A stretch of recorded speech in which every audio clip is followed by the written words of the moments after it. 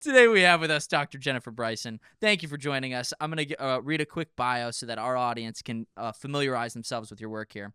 You are a fellow in Catholic Studies at the Ethics and Public Policy Center.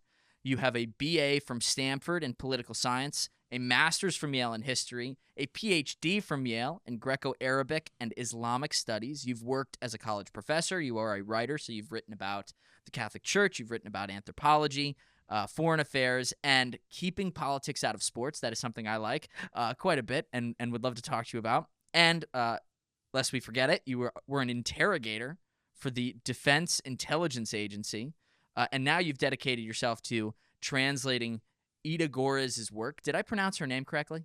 That's great. You nailed Perfect, it. Cool. So, thank you. Needless to say, your career has you've covered a vast array of topics. But I think given the recent events, I actually would love to just briefly ask you this, because I also saw in your bio that you like ice skating, and you write Especially about taking politics out of sports.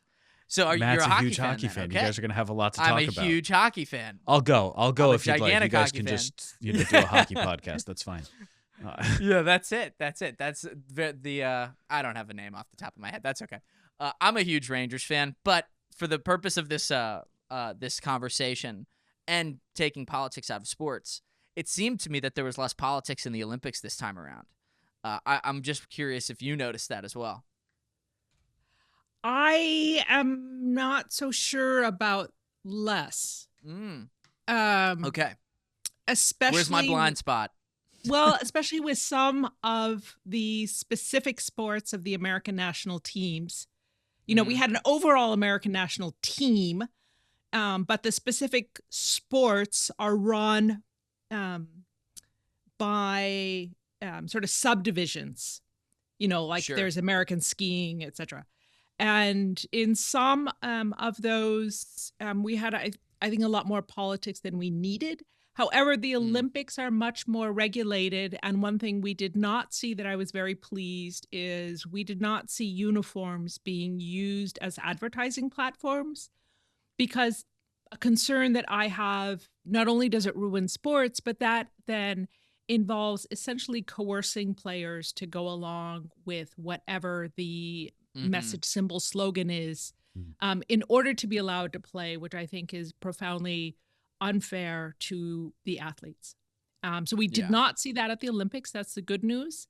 But we did see the Olympics being used to promote things other than sports and the opportunity for nations to compete.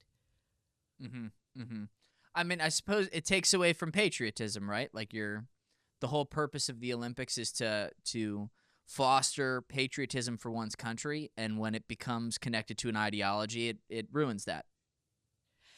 Yeah, I mean, it's using the prestigious platform of the sport to say, you know, how awful your country is or something like that, and that also ruins the sport. And sports are an unusually rare realm in civil society where people with other differences, religious, political, etc., can come together. But for the most parts, I thought the Olympics were terrific and I enjoyed it. Yeah. Did you? So I'm assuming you rooted for Team USA, but you like ice hockey. Were you a bigger fan? This is the last question about hockey, I promise. Are you a bigger fan of the women's United States team or the men's United States team? You know, I enjoy both. Although hockey, I think by its nature is just traditionally a more masculine sport. But something that I think is really important with women's sports is accepting that the women's sport is played, when women play a particular sport, they play it differently than the men do. So women's soccer, women play differently than men do. It's one reason we have separate women's teams. And so I don't compare them one to the other. I enjoy them both, but I enjoy them in different ways. But in this case, there's something you don't have to worry about comparing. Both teams beat Canada. And beat Canada by I the enjoyed same it. score in the same period. Oh Okay. yeah. Oh yeah. It was great. All right, moving on from hockey. Let's Thank you talk for about letting this, me ask this those new questions, book Father that's Sam. out. Well, new book it's not quite the right phrase, but the new English translation that we have out of This Bread Grows in Winter by Ida Görres. Yes. I had never heard of her before. Oh, thank you. Okay, there we go. We've got the visual for the book. Yeah. It's out by Ignatius Press. Check it out. I'd never heard of her before, but I was very excited to hear about the fact that she was friends with Joseph Ratzinger, who became Pope Benedict XVI. And I'm intrigued by just everything that she brings here. So can you tell us a little bit about who Ida Görres is? Well, the fact that you'd never heard of her means that you're not a unicorn. Because very few people have heard of her. She was largely forgotten after her death in 1971. Also, one reason I was so pleased that Matt pronounced her name so well, although I'm very forgiving on pronunciation of her name because her name is a bit hard for Americans to pronounce. They've never heard of her, and then she's got this German name. The shorter version of it is Ida Görres. And she was a well-known Catholic author in German-speaking Europe, Germany and Austria and other German-speaking areas of Europe in the mid-20th century. She lived from 1901 to 1971, and she became well-known already as a writer in the 1920s during an important Catholic revival. A bit about her childhood is important because it's so unusual. She was the daughter of an Austrian nobleman who was a diplomat in the Habsburg Empire. And while he was stationed in Tokyo in the late 1800s, imagine going to Japan from Austria in the late 1800s. He met a Japanese woman and married her. And they had 2 sons while they were in Japan. Then they came back to Austria in the very late 1800s and lived on the family estate of the von Kudenov family in the Bohemian forest. So in a somewhat remote village, I've had an opportunity to visit there. So she is half Japanese and half Austrian. But she was born in Bohemia, which was then in the Austro-Hungarian Empire, and really raised as a German-speaking Austrian.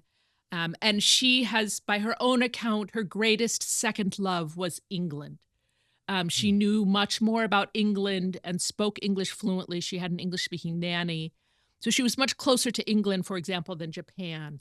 But her mother, was part of her childhood, and she and all of her siblings were half Japanese, half Austrian.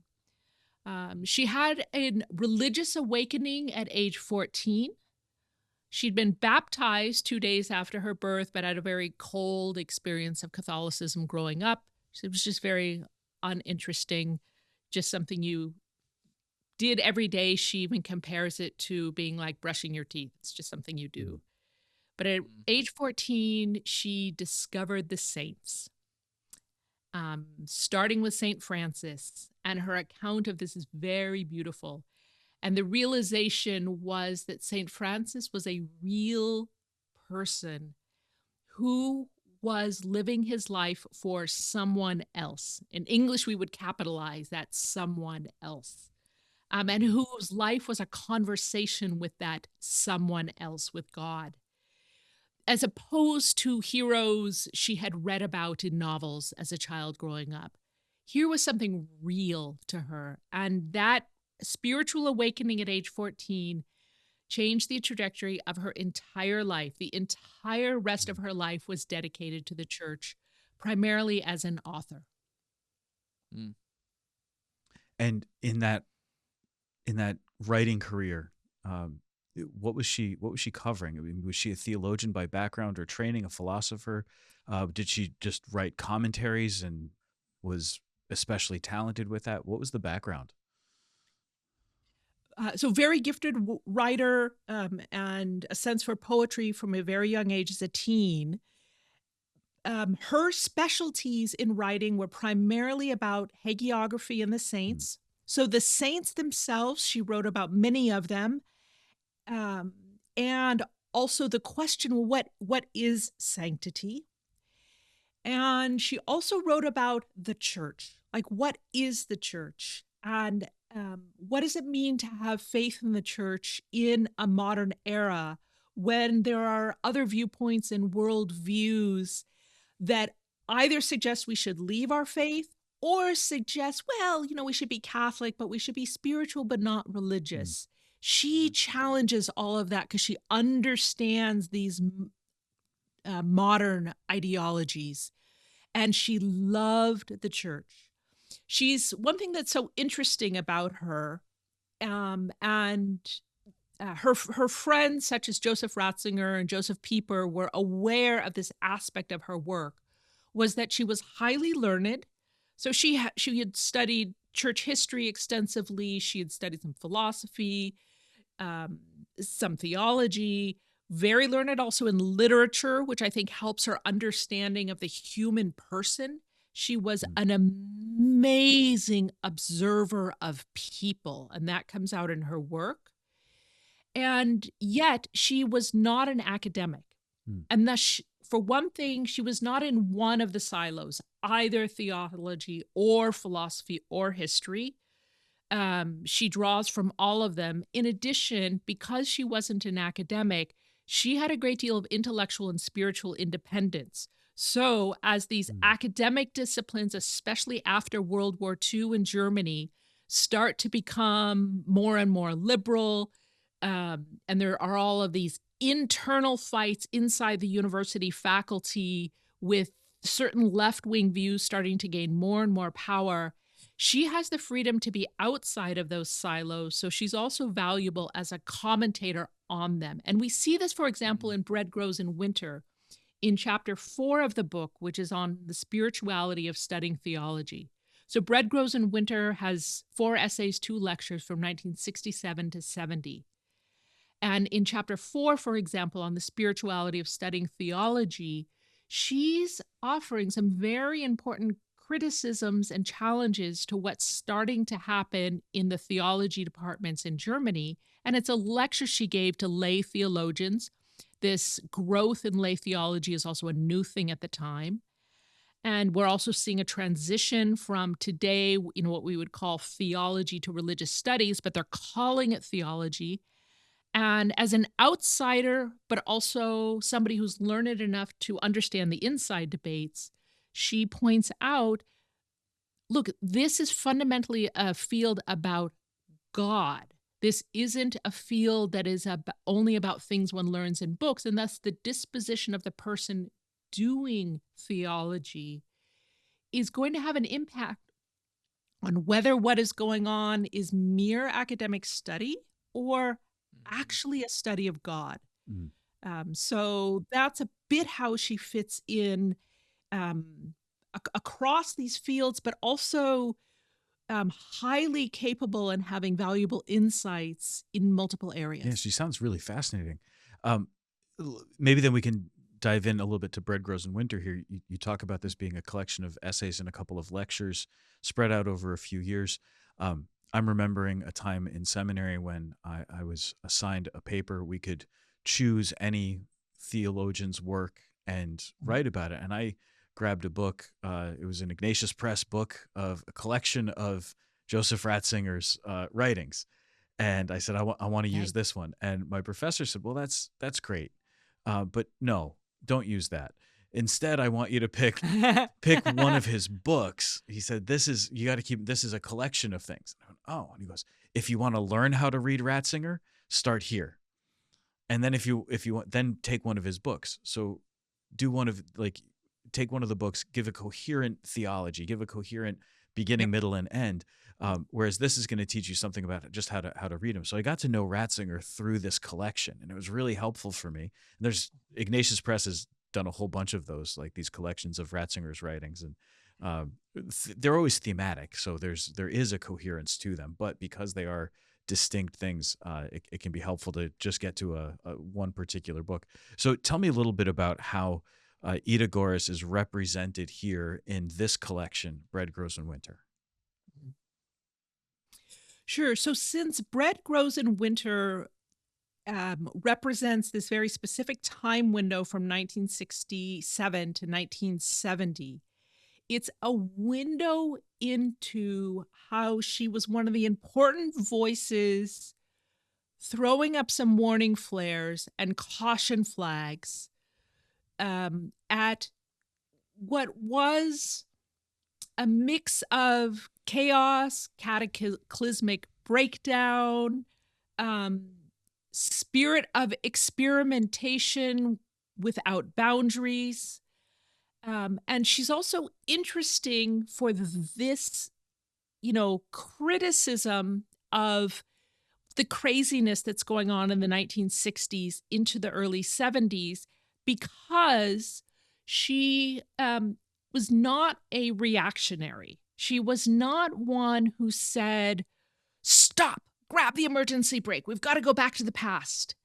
She's deeply rooted in church history and tradition through her knowledge of church history and also her knowledge of the lives of the saints across the centuries. She loves the traditions of the church and writes about them as a treasure chest. Mm-hmm. Yet she fully understands the church is alive. In her description of the Catholic Church in a book called The Church in the Flesh that she wrote in 1950, she says the church is two things at the same time. It's a bedrock and a living tree.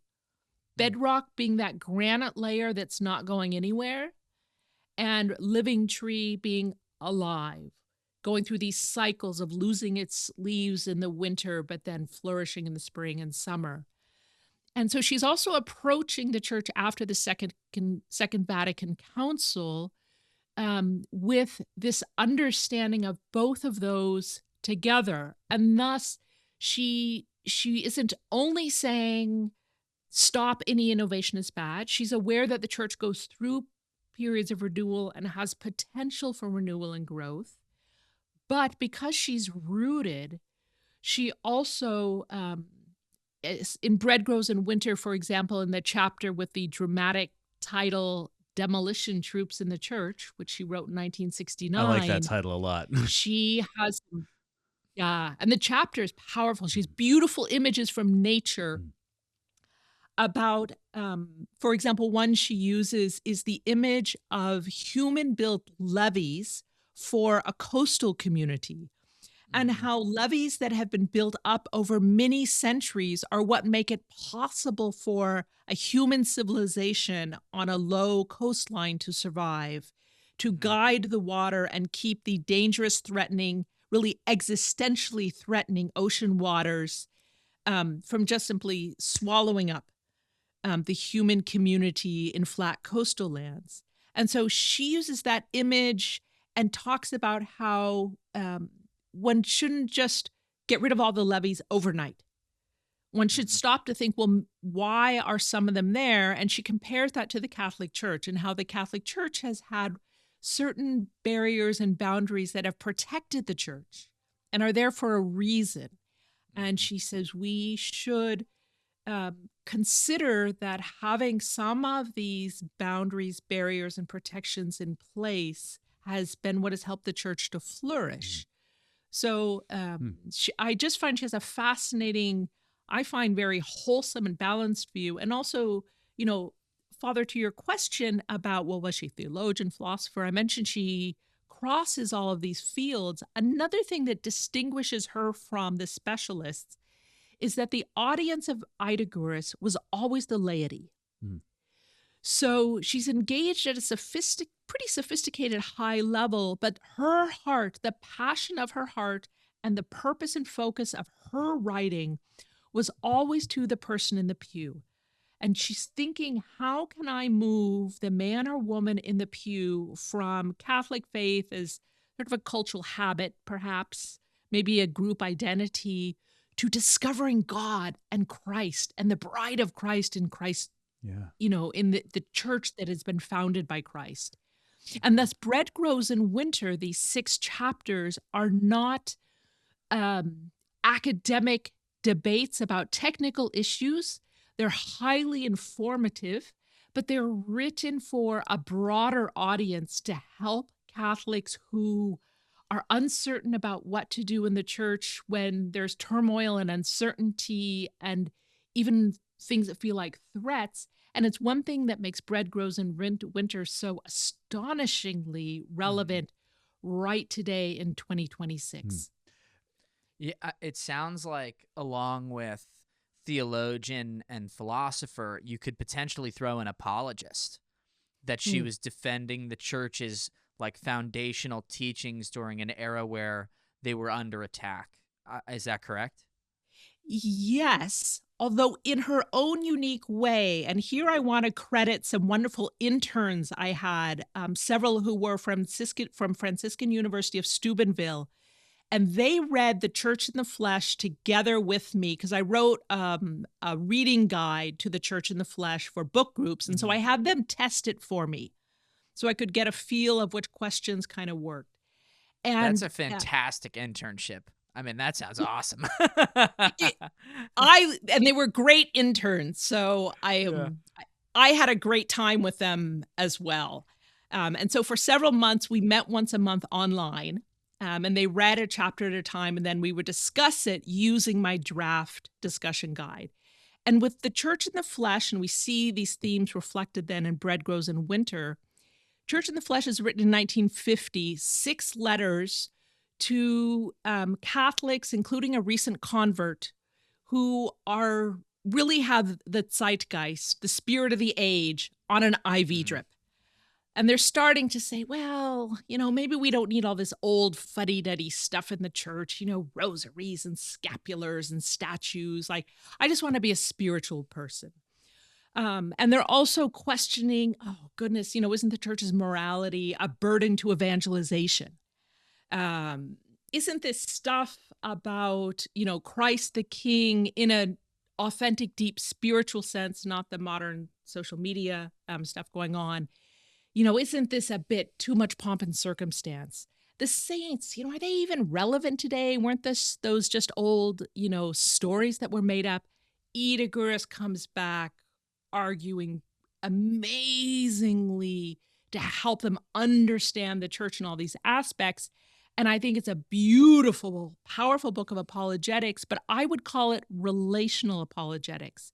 And here's where my intern said to me, we need to do today what Ida Görres is doing, because she opens each chapter with listening to the concerns of those who are troubled in their faith.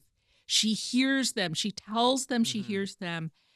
And so she writes in a way that's very intimate, that isn't, there's a role for syllogisms and conveying information for sure. But Ida Görres is writing in a way where she understands the heart of the person who is afraid and worried. And you feel that in Bread Grows in Winter. So her apologetics was not so argumentative as it was an active accompaniment. And like as such, it was pastoral, of course, not meaning that in the ecclesial sense, but right. or like the sacramental sense, but in a lay sense. Connect that to, I wonder, in the lay sense. Thank you. Is chapter 5 on celibacy? Does that fall into that category of she's like taking on the zeitgeist? These people are informed by the spirit of the age, and so they're calling into question the idea of celibacy. And what was her approach there? Yeah. So something that has been an unexpected delight for me since the publication of Bread Grows in Winter, and it's happened several times now from completely unconnected people who don't know each other, is people have contacted me to tell me they bought multiple copies of Bread Grows in Winter to give to seminarians because of chapter 5, which is called Remarks on Celibacy. And here... she's also responding to the laity who don't understand celibacy, who are starting to say, well, we should just get rid of celibacy. Can't anybody give a sermon? Can't anybody give spiritual guidance? And in Remarks on Celibacy, something I find helpful is that she steps back, which is really a great skill she has in many of her works, to step back and say, let's look at this from sort of a 20, 30, 40,000 foot level. And she sees that part of the problem with understanding celibacy is there's confusion about what the priesthood is. And so when remarks on celibacy, she says we've got to first get that right. And then she goes on to explain celibacy as something very beautiful and powerful, and something we see in several of her works across the decades, because marriage is also one of the issues that she writes a lot about. She's always explaining how celibacy and also virginity in religious life are always related to the sacrament of marriage, because all of them involve the human person and questions of sex, and how the church views these issues both in practical matters of, pastoral guidance and what to do, but also as deep symbols. For example, when we speak of the church as the bride of Christ, and what is the role of the virgin and the woman in religious life whose giving of herself is as a bride. These words all have deep symbolic meaning and are all connected to these complex, deep issues of God's creation of man and woman and sexuality. So this comes out in, like you say, in chapter 5, remarks on celibacy. Out of the 4 essays and the 2 letters, do you have a favorite? Wow. So out of these, I think I'm going to... You can break from Bread Grows in Winter if you want, but... No, I'm gonna choose one in Bread Grows in Winter, and I'm gonna say chapter 6, Trusting the Church. I do think it is kind of the crown jewel of the book. It's an astonishing lecture that she gave in 1970, and Father Sam, you mentioned this connection to Ratzinger.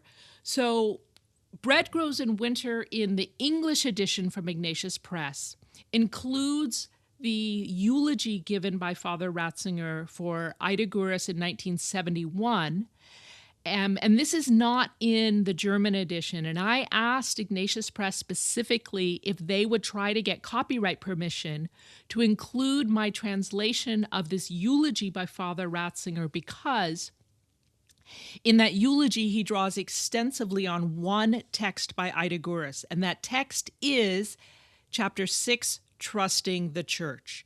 So it was also interesting for me, once I had fallen in love with this lecture she gave in 1970, to realize and watch how Father Ratzinger chose that to draw on. And having the eulogy in this edition of Bread Grows in Winters allows readers to see the relationship between the two. And Trusting the Church, as I said, is a lecture, and she's delivering this to a lay audience who you can feel from the beginning of the lecture is in panic. They are terrified. They're troubled. Some are even wondering if they should leave the church. And there's where you get Ida Görres. She can feel the fear that they have, and she tells them and expresses really beautifully what she is hearing from them and what their concerns and fears are. And then she goes through examples of things that are happening in the church at that time. A friend of mine called it a litany of horrors. And it's something that I think gives her work great credibility. Ida Görres never says in Bread Grows in Winter, in the what's going on in the late 60s into the 70s, don't worry, everything's fine. She never says that. She says, we're going through a hard, difficult time. There's really awful, even evil things that are happening. She talks about concrete examples. In Trusting the Church is children are told to bring their rosaries to school one day. And the purpose is because they're then going to throw them on a pile and burn them, because we don't do that old stuff anymore. In another example, and keep in mind, this is 1970, she knows of a Catholic church in the Netherlands where 2 men have come together for what the church called a same-sex wedding. This is happening during this time, and the lay people are, we've had decades of this kind of thing now, but for them, they had come from stability in the church to this. And so trusting the church is so important for today, which is a reason I translated this book, because she helps to guide the reader through acknowledging there are problems, but then she pivots to a very deep understanding of what the church is. The church exists across centuries, now even millennia. The church has all these different aspects. She talks about trusting the praying church, the suffering church. And the title of the book comes from her recognition of suffering at that time. And I can explain that in more detail if you're interested, but you also may have other questions. So no, please go continue. right ahead. Okay, so bread grows in winter refers, winter not to ice hockey, as we started with at the beginning of the episode, but refers instead to how the grains of wheat are planted in the fields and then need to go through underground in the dark with no sign of growth, a winter period of their growth. When it appears, for any of you, especially who are in northern climates, it's 5 degrees out, there's very little light, it's always cloudy, snow's falling, there's ice. It can feel like things are just dead. But spring is going to come. And in particular, she talks in the lecture Trusting the Church about priests who are suffering during the turmoil in the church. And she had a great love and respect for priests. And as you noted, with chapter 5 in the book on celibacy, a deep understanding of what the priesthood is. And priests she knew were suffering. She knew one who had a nervous breakdown. She knew of suicides by others. And she calls the suffering of priests during this turmoil in the church invisible martyr's blood. And she writes about how that invisible martyr's blood of the priests who are suffering in ways we don't always see in the public, whereas others who are cheering on the chaos are always in the media. But these other priests who are trying to minister and hold on and not let things get out of control had a very hard time. And then she talks about how their invisible martyr's blood will nourish the soil where the seed grows in the winter's night. And then this image of bread then sprouting in the spring, growing into wheat in the summer that will become bread is also a Eucharistic image. So that's where bread grows in winter comes from. Like read chapter 6, Trusting the Church. Oh, I like that a lot.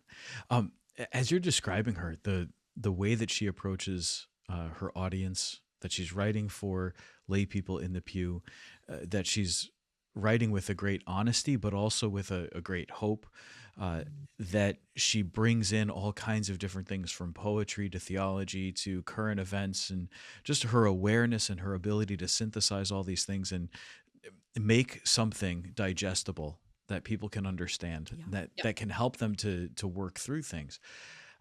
I can't help but think of G.K. Chesterton. You use the example of the levee, that the church has had these different levees. And it made me think right away of Chesterton's line that before you take down a fence, you should ask yourself, what is it holding in and what is it keeping out? The very purpose of a fence is to either hold something in or keep something out. So what is it there for before we go taking it down? Yeah. And I'm curious, you mentioned at the beginning of the interview that she had a great love for English, that she was fluent in English. She had an English nanny. So did she, I don't know, did she have a line to Chesterton where she was influenced by his writing or by his work? Because of course she's writing years after he was off the scene. So I'm just curious with that, because I'm sensing like a German or Austrian or Austro-Japanese version of G.K. Chesterton right here. And I love it. I think it's fantastic. Yeah. So that is a great observation, because something that G.K. Chesterton and Ida Görres, and I'm going to add one more writer here, C.S. Lewis, all have in common is that they're all writing for the laity. And thus all of them have a really great gift with these images like the levees or the fence that can help the person who's listening, reading, have an image and think through what they're talking about. So her beautiful use of all these images, I think, has to do with she's trying to reach the laity. Now, she did know about Chesterton, and she had read some of his works. However, she was, I know this is going to be hard for fans of G.K. Chesterton to hear. Ida Görres was disappointed by Chesterton. Oh. She, which I've almost never heard anybody say, she felt that he fell short of his potential. And maybe it was his super, super, super colorful writing style that was just a little much for her. She recognized there was greatness there. Like, he was somebody that she paid attention to.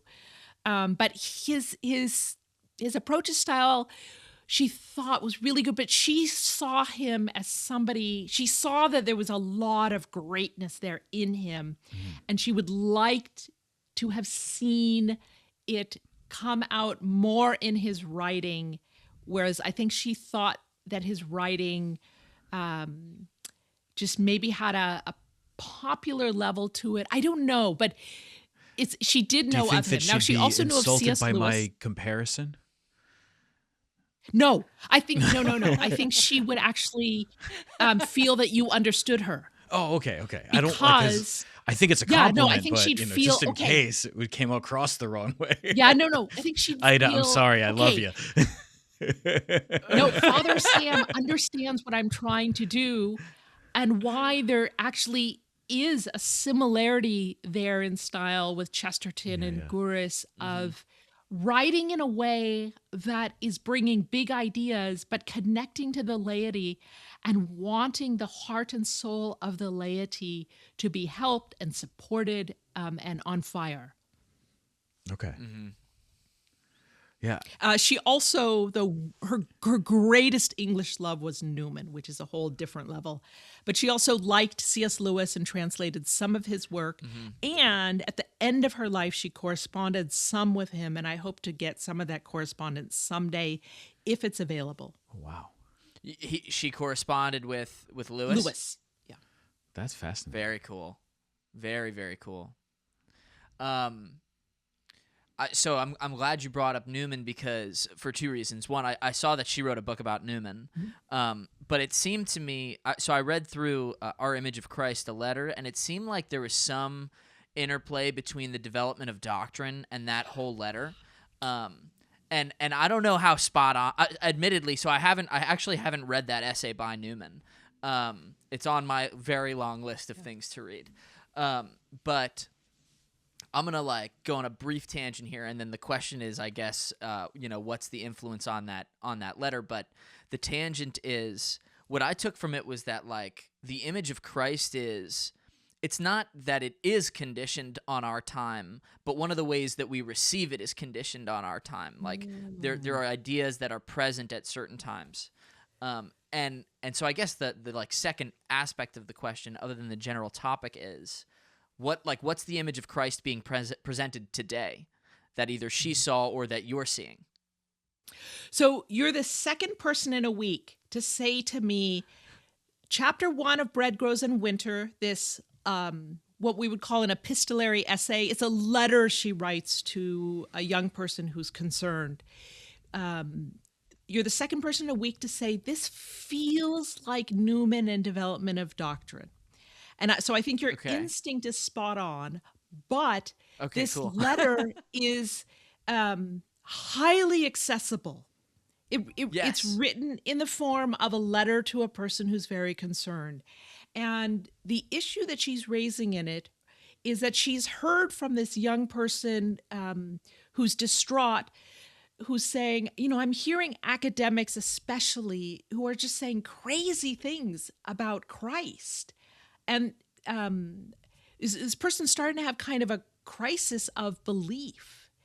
And Ida Görres steps back and says, they can say whatever, they might say, but that doesn't change who Christ is. And then, to your point, that touches on this sense of Newman's development of doctrine in an authentic sense. Development is not change, it's rather further expression of the same doctrine. That how that is received and encountered in different areas is going to be a little bit different. And the image, and here we go back to Görres, like Chesterton, being able to use these images to help the lay reader. She talks about encountering a giant mountain, and how if you ask the geologist about the mountain, you'll get a layout of rock layers. If you ask the person who lives in a house at the base of the mountain, who has a window with a view of the mountain, they're going to tell you about the foothills and the early slopes. If you ask the hiker who knows the trails well, they're going to tell you about a different side of the mountain than the person who lives on the western side can even see. But she says that doesn't change what the mountain is. And so she uses that image to help the reader consider ways that people with different specialties, Catholics in different eras, are going to focus more on perhaps one aspect of Christ and another time on another aspect. But that doesn't mean that they just get to come along and now say, well, instead of having a mountain, let's have a flat desert. No, the mountain is there. The mountain is something real. And our task is not to wish it away and create something in our imagination. Our task is to grow in understanding. So, second person in a week to ask you about the development of doctrine from Newman. Matt Speraza, as usual, on the cutting edge, right there on the cusp, putting his finger on the pulse of things. This is his way. I think it's great. He was, before we started recording, Jennifer, he was talking about Ida's book about Newman. And I said, no, let's let that come up naturally. Let's not try to jump into that too quickly. And you brought it up. So I know that Matt has a question about that book, but my question is, have you translated it into English yet? Here, I'm holding it up to the screen for listeners who can't see. And it's called John Henry Newman, A Life Sacrificed by Ida Görres. And I'm going to have to take it off the screen because it's supporting my microphone right now. Yes, it's being put to good use. Ignatius Press published the translation in 2024. Okay. And it's a book that she wrote in the late 1940s. And it's a beautiful exploration, I would say, of the heart of Newman. Right. His conversion, and then it also has an additional section, kind of a standalone monograph. It's related, standalone monograph that's a deep dive into Newman on conscience, which was an issue Görres was concerned about as things were changing in the 20th century. So now I'm going to jump back to Chesterton here for a second, because now I'm thinking about how Chesterton takes Francis of Assisi and Thomas Aquinas and writes these full-length, relatively short books, but still full-length books about Francis of Assisi and Thomas Aquinas, but neither of them is really a biography. Instead, he's doing sort of a deep dive into the spirit of these great saints and bringing it in. So I'm curious now, like, knowing nothing, like I said before, you have introduced me to Ida Görres, and I'm very excited to try to get to know her now. But now you're talking about her looking at Newman this way. I have to ask, like, is there something there? Like, this idea of not just doing a biography. Biography, I don't mean to say it as in like a way that is brushing something off, because biography can be very challenging, of course. But there's also something about writing a biography where it's like, I'm just going through the data, but it's very different when you're writing about the spirit of somebody and their contribution, and trying to make a connection somewhere. So, like, where is she going as she's trying to make that connection to Newman? What's the spirit that she's trying to capture? Okay, so I've had difficulty explaining her book on Newman, and you've just helped me figure out a way to explain it. All right. Because for those who are brand new to St. Newman, I actually would recommend starting with a short biography instead of Görres' book on Newman, although you can, but you'd be better off with a short biography just to get the lay of the land. But then her book, I would call A Life of Newman. And keep in mind, she's very steeped in the tradition of the vita, doing a vita of a saint, a vita, the Latin word for life, which is a certain genre of capturing what was most important about that saint. And so I hadn't thought of that comparison to Chesterton's books on Aquinas and Assisi, but I would put this one in between those two books by Chesterton and then the genre of biography. Okay. But her, there's a great German scholar who's unfortunately not well known in English, but she's alive today, Hanna Barbara Gehl-Falkowitz. And she is the editor of the German edition of Görres's book on Newman. And that's important because Görres didn't finish the book in her lifetime. So this great German scholar did us really a great service by making the leftover manuscripts available. And I interviewed her about this book on Newman, and she described this book as a book about the hidden heart of Newman. Now, there's a play here because the most famous work of hagiography by Görres is on Saint Therese of Lisieux, and that's called The Hidden Face. And I think a title for this book on Newman could be The Hidden Heart. And but in her true to her style, Görres draws extensively on primary source material by the saint she's writing about, and as close as she can get in secondary source material, especially letters in this case, by people who knew the saint. And so she does that with Newman to help us understand the heart of this man. And it's why this book on Newman has such an unusual title. It's called John Henry Newman, A Life Sacrificed. Because Newman, wasn't martyred in the flesh. So some people, and in fact, Father Fessio said when he received the manuscript I sent to Ignatius Press, he looked at it and he's like, what's this title? But he came to understand why the book has that title, because she talks about how much Newman had to give up in order to follow his faith during his life. And what she does is help us understand the type of heart that's able to sacrifice because pursuing truth is paramount. You're right. What she's doing is closer to Chesterton. It's not a formal biography, although it's well documented, and scholars of Newman, the German scholar had a high-level scholar of Newman check it before publishing it to make sure, is this really sound? And he said, this is great. And I had a scholar of Newman, Dave Deval, who teaches at St. Thomas in Houston, read the English manuscript to say, I want to make sure that this is solid sound. And he was like, you got to send this to a great publisher because this is wonderful. And so awesome. That's how it came out from Ignatius Press.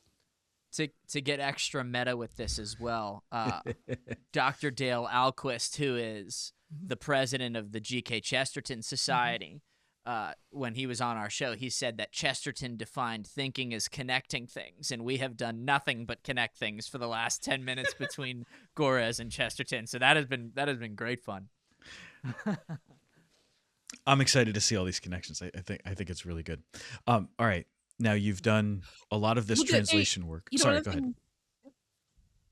Well, if I may, because I think this may be of interest to your readers, part of the significance of Chesterton is that he is somebody who understands the modern era.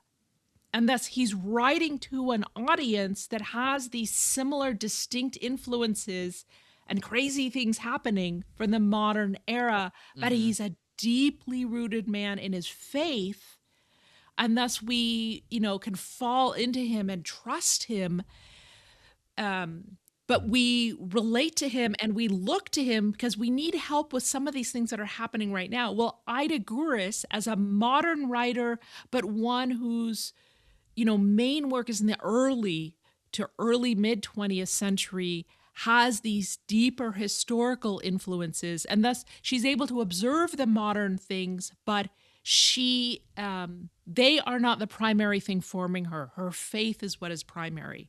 But she's able to speak to us in a way that's so relevant for today in Bread Grows in Winter and other books, because she understands the particular era we're in, as did Chesterton. Yeah, I love this. This is great. I have to ask a little question here now. You've done all this great work in translating, and translation is a notoriously challenging. I can't imagine trying to do German. That by itself is hard enough.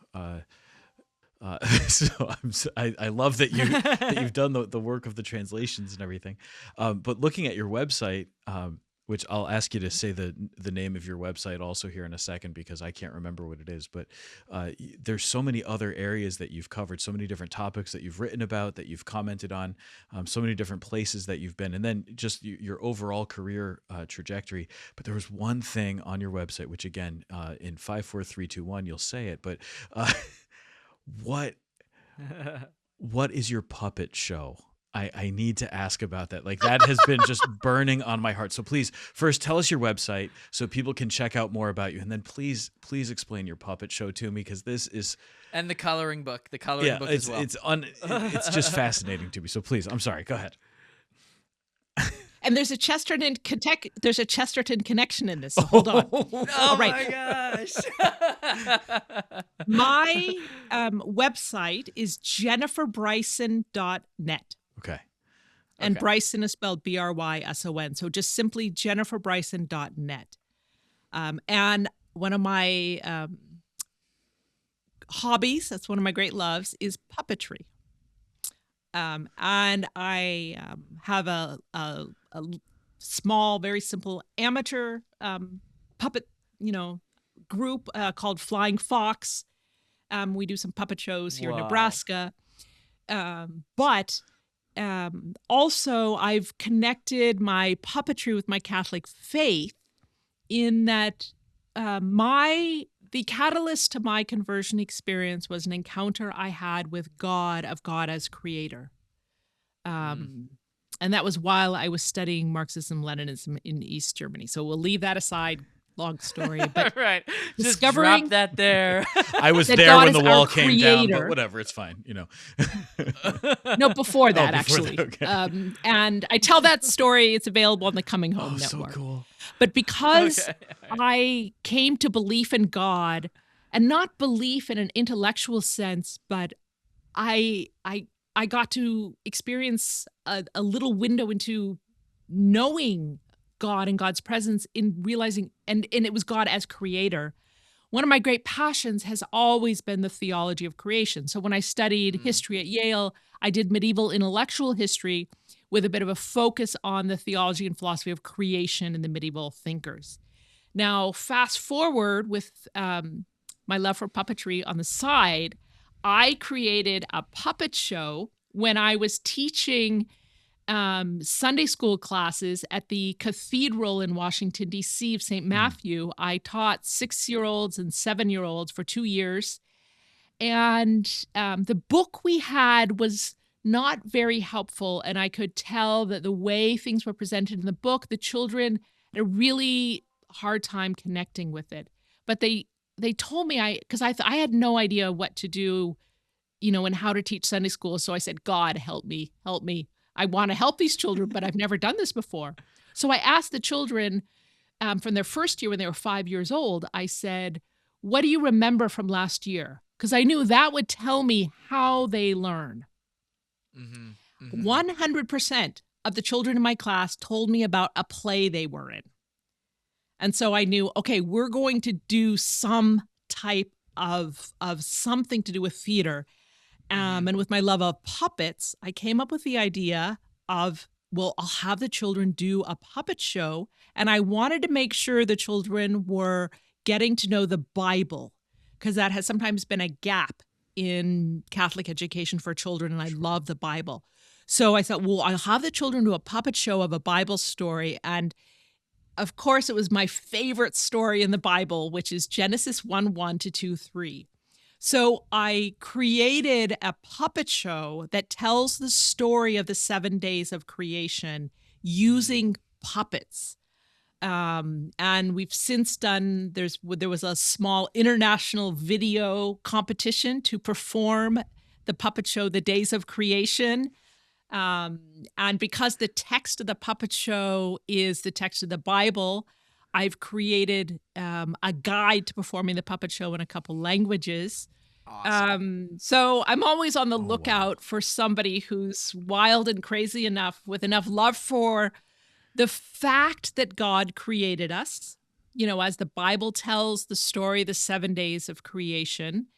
So I'm open to opportunities if anybody's listening to do a workshop and have children or adults, if you're adult artists, because a key essential part of the Days of Creation puppet show is that the puppeteers, and so far it's been usually children, make their own puppets because it connects them with the things in the story. And it also makes the performance just incredibly fun to see the delightful creativity that children have in portraying all these different things in the story. Water, light, plants. So since you asked about the puppet show, there you go. That's fantastic. Is it something that translates to like a homeschool environment? Yeah, definitely. Okay. And how frequently did puppetry play into your role as an interrogator? Maybe not so much. Maybe that's classified. If that's classified, that's okay. I understand. In my case, not at all. It's a valuable. I think you see the value of it though as a pedagogical tool. I'm sure they talk about this. Sometimes you get people doing something maybe outside the ordinary, and they speak more freely. They speak about something differently, so you can get some good information from people. You give them a puppet and just have them play the part. As we're looking at more of Ida Görres, what needs still to be translated from her work? What's still missing in the catalog? She was an author her whole life.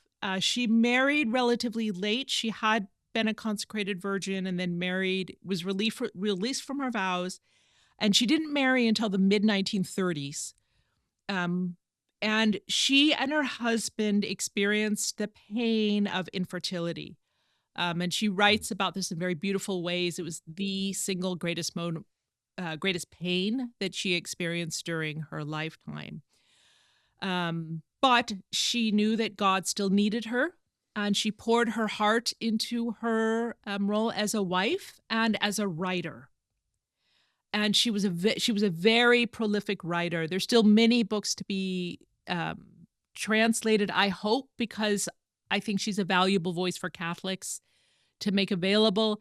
However, given the nature of the church in Germany today, after her death, when she died in 1971, because she died at a time of so much upheaval, she was considered exactly the kind of voice that the rising synodal way didn't want to hear. Oh, we don't do that old-fashioned stuff anymore. So she was just pushed aside, down a memory hole, swept under the carpet. Very few in German-speaking Europe in the church, knew about and remembered Ida Görres. Some of them were quite prominent. I have found Ratzinger refers to her in his work later on, specifically to Bread Grows in Winter. And Cardinal Leo Schäfzig had a great deal of respect for Görres. He wrote a foreword to a reprint of one of her books in 1995. But most German-speaking Catholics have never heard of her. When I was in Austria for 2.5 years, from 2021 to 2023, translating books by Görres, and people asked me, why are you here? And I told them I was there. When I first arrived, I said I was in Austria because I was translating works by Ida Görres. However, 100% of the people, and these were practicing Catholics, who were on the conservative side, said to me, who? They'd never heard of her. And thus there's been very, very little attention to her work. And so while there's one dissertation from like 20 years ago that has an excellent bibliography that's almost complete. It's not quite complete. There isn't even a complete bibliography of her works. Her papers and her personal library are mostly still in a room of a privately held family house in Freiburg, of a family where the woman who knew Görres was the executor of her literary remains. But, that woman has since passed away. The family can't keep these works anymore. I'm praying and hoping that, maybe I'll win a lottery. And if I did, I'd want to spend it on gathering up her works and finding a proper home for them at a long-term institution so they'll be available for others to study. So there's a lot to do. And I have never been disappointed by anything I've read by Ida Görres. Even the very few times I disagree with her, I'm just awed by her as an author. So I'm happy to start at least with a few of these books, like the one on Newman and Bread Grows in Winter, The Church in the Flesh.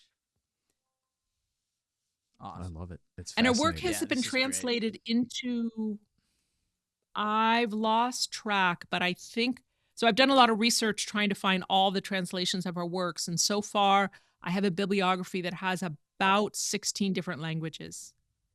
Wow. But English is the primary language of translation for her work. Okay.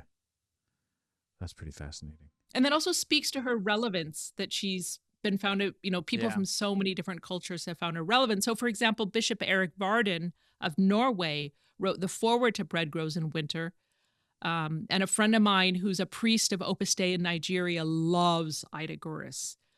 So Catholics from all around the world keep finding in her work like, wow, this is really helpful. Right. It's beautiful. Yeah. She is an author whom I look forward to reading more of. Yeah. Thank you for introducing her to us. This is really something else. All right. Well, Jennifer, thank you so much for your time and for what you're doing here to promote this incredible voice.